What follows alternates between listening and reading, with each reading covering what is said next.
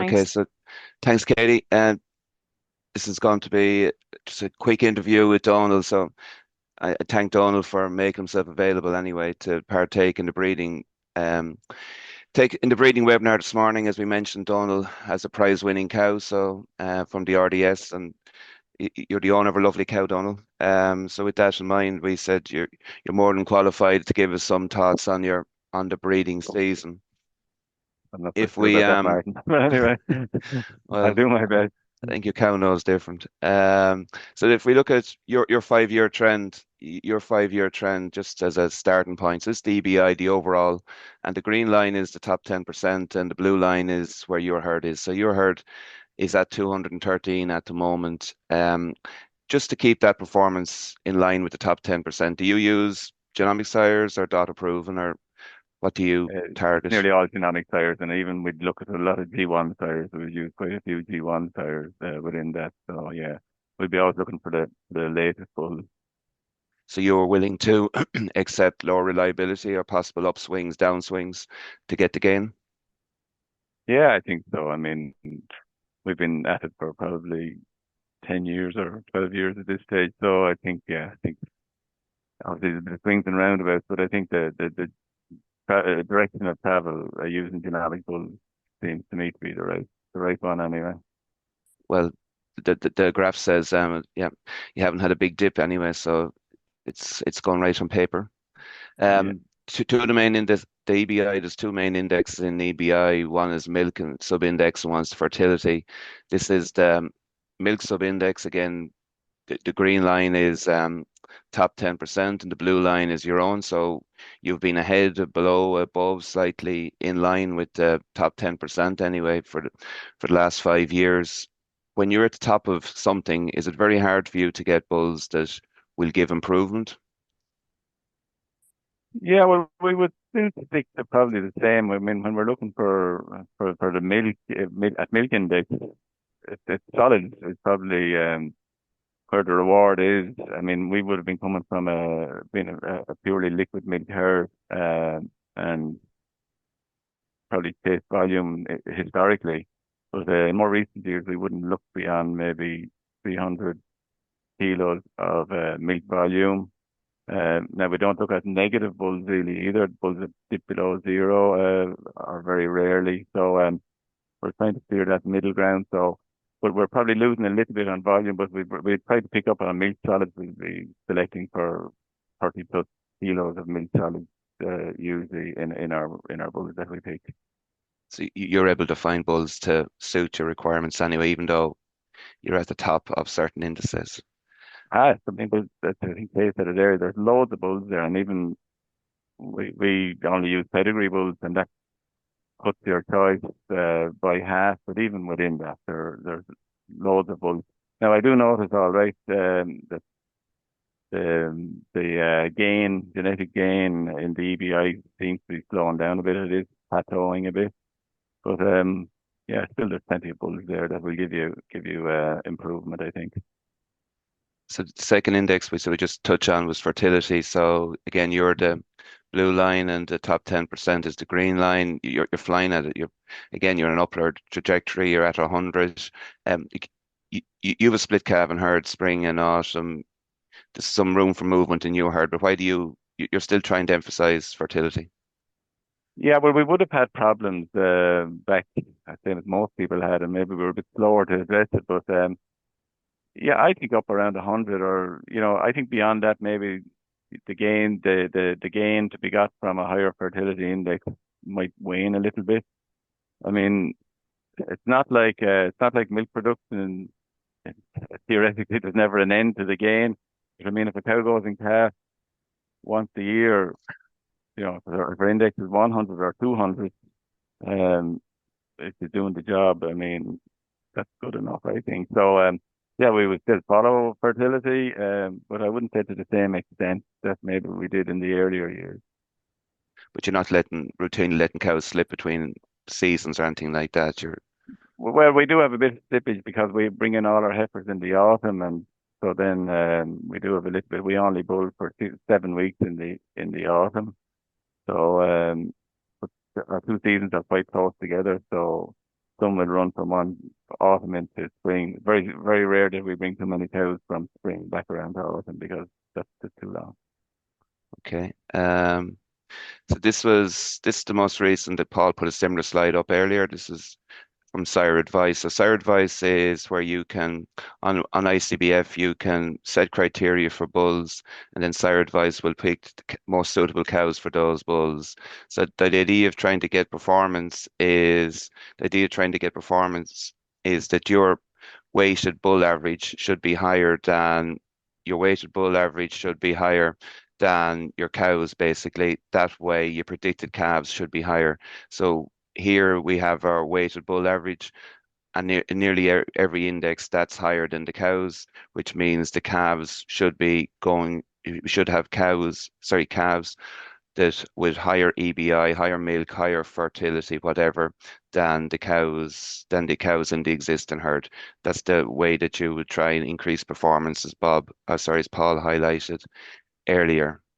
This then here, sorry, I'll just go back a slide. There's plenty of criteria here. What do you actually, I know you mentioned mixed solids. What else do you look at when it comes to your breeding choices? Yeah, well, we will start with a bottom of EBI. I'd say this year probably we didn't look at anything below 300. We'll do this on the sire selection screen in ICBS. And then we would set it for a certain amount of solids. Normally we look at over 30 combined solids. And um, beyond that, I think You mentioned. Joris mentioned some functionality is another thing we look at. Um, because we would have seen maybe a bit more trouble with lameness in the last 2 years. Well, I don't know whether some of it is probably genetic, some of it is probably because of bigger herd cows are having to work that little bit harder to get in and out of grass. So it's probably become as big of a culling reason for us as um, somatic cell count. Maybe not quite as much as empty cows, but it certainly is probably the second or third lameness, probably the second or third highest reason for culling that we would have now at this stage. So with a big herd of cows, you have a big land area. You said lameness and walking. I know roadways are part of it, but the cows do have to walk. Yeah, so we would keep an eye on certainly on the lameness within the index, and maybe others as well because that sometimes can cause us an issue as well. But yeah, but the two big indexes are still the main thing that we select on. We don't try go over the top with milk. We try hit sort of middle of the road. We try keep volume and look for an improvement with solid. So by maintaining volume and improving the percentages, like you'd hope to push on to what I think the Kay mentioned that it's 9% cow. That's probably the target going forward. The 9% cow across the herd. Okay, so this was a team of bulls that were put together on Sire Advice at the start. Well, it's on Sire Advice at the moment. So there's 8 bulls here. Um, Again, as you mentioned, there's no EBI below 300. The milk and fertility were Kay mentioned the figure of 90, so you're well above that. We had kilos of fat and protein. Your minimum is 30, I think, and up to 41. And your fat and protein percentages, I think the minimum is 0.29 and you're up to 0.51. So you're definitely focusing on all them. Maybe we just look at this funny one here in the middle, maintenance. So Paul mentioned maintenance, and so basically a zero value is relates to the live weight of a cow in mid of a third lactation cow in mid pregnancy. So basically, if these bulls were going to give offspring heifers that turn into cows, and in third lactation mid pregnancy, it was a euro value, that'd be a live weight of 640 kilos. A one value then would be take five off that, it'd be a live weight of 535. But you've got one here at 21, which would be a live weight of 535, I think. So you have a massive swing from 640 to 535. You take any heed to it at all of live weight size? We do, yeah. And certainly, we would use the likes of that Pinnacle Grand Slam with the maintenance at 21. That's the bull we would use maybe on bigger cows, historically bigger cows. that still have good EBIs, and we like the breeding of them. But we're trying to even off the size a bit, but it's not. We have probably a bigger herd of cows than in their physical size than an average. It's not something we ever set out to have a big herd of cows. It just seems that that's the way it's progressed. I suppose maybe we historically picked higher milk bulls, which maybe have a little bit more Holstein than a lot of herds. Like we're fairly heavily stocked. We feed somewhere between 1.3 and 1.5 tons of meal a year. We're two calving periods, so we're trying to push out good volume of milk, a good milk solid. So I think that slightly bigger cow probably suits our system, but at the same time, I would like to breed out the really big tall cows. There's not too many left now, and get that sort of average cow, maybe a little bit bigger than what other herds have. But it's a personal choice. I mean, it's cows for systems as far as I'm concerned. I mean, if you have a very extensive land base and your stock is like 2.5 cows per hectare or less, that smaller cow and would probably suit the system better, in my opinion, and you get away with maybe half ton of meal or less. But just our grazing platform is quite tight. So and as I said, we calve and we cows then dry in the back end, which suits the system and takes cows off the system. So that slightly bigger cow, I think, suits us. So I just back to again, you're making double use of sire advice. You're sort of definitely choosing the cows, nearly selective mating, putting certain bulls against certain cows to do the job for you. Yeah, Um, well, we would. I'd have to say now we would. There's a certain element, and I think I think it's important, and yours to talk about as well as regards sex semen. You know, putting everything on sire advice and leaving a list for the AI man, for me, that while it's helpful, I think you need to be on the job on every given day as well, particularly with sex semen. I know you're not didn't ask me about that yet, but I think you have to make decisions around time and the right cows maybe on the day. And the same, we would do a little bit the same with cow size. It's very hard to match everything in sire selection, I suppose, is what I'm saying. so yeah, okay. So you just don't let it run. You just don't do it once and let it run. You're actively looking at breeding as the season takes place. Yeah, well, we will run it, but we would also maybe like in sire selection you have a one, two, three choice, Yes, and sometimes you look at a cow and you pick choice two or choice three for her, if you know what I mean. I do. Yeah, the sex semen. There used to be an S. It'd come up on the net after the bull if it was sex semen. I don't see an S here, but you're using sex semen. Yeah, well, that's the actual bulls we used in January and February of this year. We had six semen in the pot of all except one of those bulls. But again, it was an on the day decision because it was down to timing.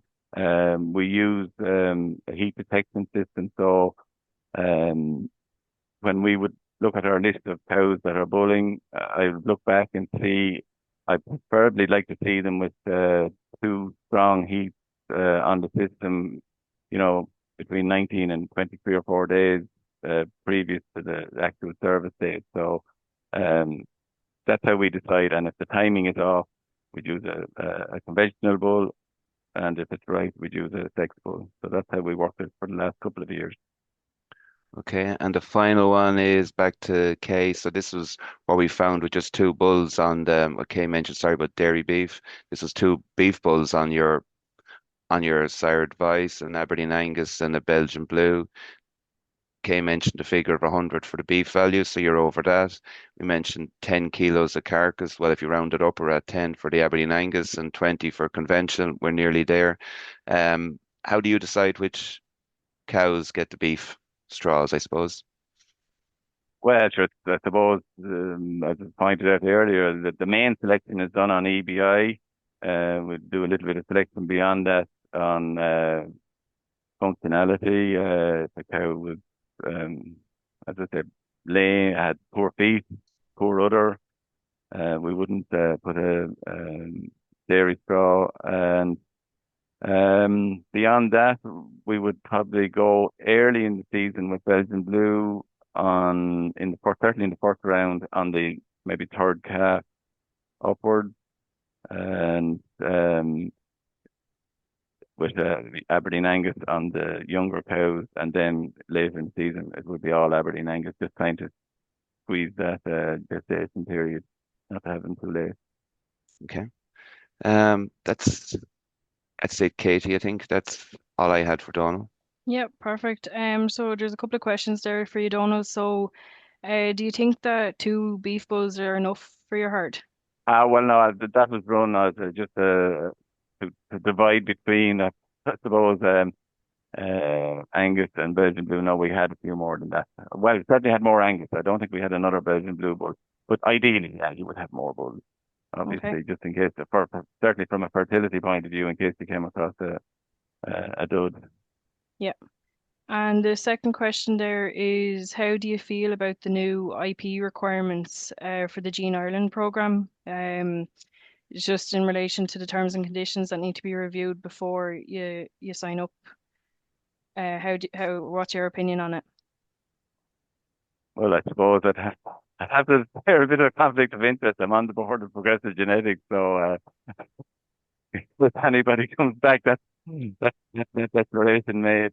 I don't see a big issue. I mean, I think if the main thing is about selling bulls, and it's the idea, to my mind, is to prevent our genetics within the country, which like we've worked hard to build, to prevent it being sort of taken abroad without our permission and used maybe, or for another company from abroad, a big company maybe come in and with lots of money and just buy up all the best bulls, and maybe not with the best interest of farmers in mind. I think the whole thing has to be that we have the best genetics available to farmers. I think it's worked really, really well for us.